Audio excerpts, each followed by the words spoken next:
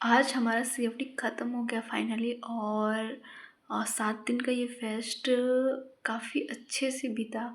सबने काफ़ी एंजॉय किया। हैप्पी एंडिंग हुई इसकी। और मुझे ये जो लगता था कि मेडिकल कॉलेज में सिर्फ पढ़ाई करने वाले बच्चे आते हैं, जो बच्चे आते हैं उन्हें कुछ नहीं आता है सिर्फ पढ़ाई के, क्योंकि जो पढ़ेगा वो और सारी चीज़ों में कैसे पार्टिसिपेट कर पाएगा, जो कि हमारे पेरेंट्स, हमारे जो भी टीचर्स, या जो भी नॉर्मल हमारे गार्जियन लेवल पे होते हैं वे समझते हैं। बट यहाँ पे आके पता चला कि एक से एक पेंटर, डांसर, सिंगर और भी बहुत सारे डिफरेंट गेम्स के चैम्पियन भरे पड़े हैं मेडिकल कॉलेज में। मेडिकल की पढ़ाई one of the toughest education में आती है वर्ल्ड में। बट उसके बावजूद इतने सारे आर्टिस्ट, प्लेयर और मल्टी टैलेंटेड बच्चे हैं यहाँ पे कि इस सीएफटी में उनके टैलेंट को देख के लग रहा था कि ये मेडिकल कॉलेज है या आर्टिस्ट और प्लेयर का ग्रुप है। इतनी ज़्यादा उनका परफॉर्मेंस में इफ़ेक्टिवनेस था कि जब कोई गाना गाते थे तो लगता था सारेगामा के स्टेज पे आ गए हैं। डांस में डांस इंडिया और क्या क्या होता है उस वो लगता था। और पेंटिंग में तो लगता था कि प्रिंट करके रखा हुआ है। तेज भागना, टीटी, कैरम, मेहंदी और भी बहुत सारी चीज़ें, बैडमिंटन, बहुत सारी चीज़ें, सब में सबका परफॉर्मेंस देखकर लगता ही नहीं था कि ये सिर्फ पढ़ाई करने वाले बच्चे हैं, जो समझा जाता है कि सिर्फ पढ़ाई करते हैं। बट उनका परफॉर्मेंस नेक्स्ट लेवल का था। और ऐसा नहीं कि कोई एक बच्चा किसी एक चीज़ या दो चीज़ में है, कुछ बच्चों ने तो मल्टीपल चीज़ों में गोल्ड लाया हुआ है और बहुत बहुत सारी चीज़ों में अच्छा कर रहे हैं। तो पढ़ाई के साथ अपने एक्स्ट्रा जो भी करिकुलर एक्टिविटीज़ होती हैं उसको भी अच्छा रखना मेंटल हेल्थ के लिए अच्छा होता है। इससे पढ़ाई आप और भी इफ़ेक्टिवनेस के साथ कर सकते हैं।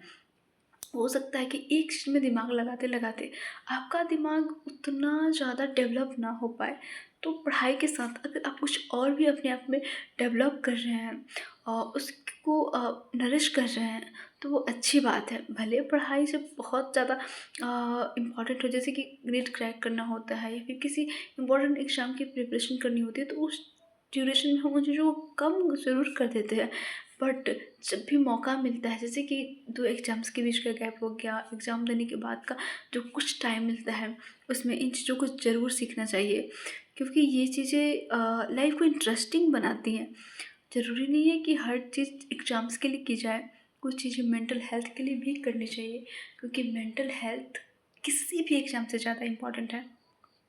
और अपने आप को आज़माते रहना कि आप किस चीज़ में अच्छा कर सकते हैं, वो भी बहुत ज़रूरी है। क्योंकि इस सीएफटी में बहुत सारे बच्चों को अपनी टैलेंट का पता चला। जैसे कि मैंने भी बहुत सारी चीज़ों में पार्टिसिपेट किया, बहुत सारी चीज़ों में मेडल्स भी आए, अच्छा भी किया, गोल्ड, सिल्वर, ब्रॉन्ज सब कुछ कुछ-कुछ चीज़ों में आया।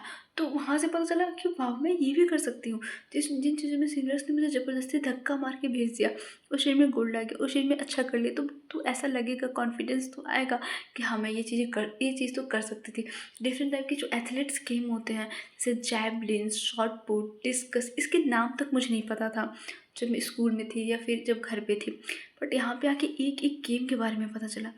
आई कैन से कि this is the beauty of the medical college, या फिर किसी भी टफ एग्ज़ाम को निकाल कर एक लेवल ऊपर जाने का ये एडवा एडवांटेज है, ब्यूटी है कि आपको ऐसी लाइफ जीने का मौका मिलता है। तो डेफ़िनेटली हमें अपने लाइफ में कुछ चीज़ें ऐसी सीखनी ही चाहिए जो हमारे लिए, हमारे मेंटल पीस के लिए ज़रूरी हो।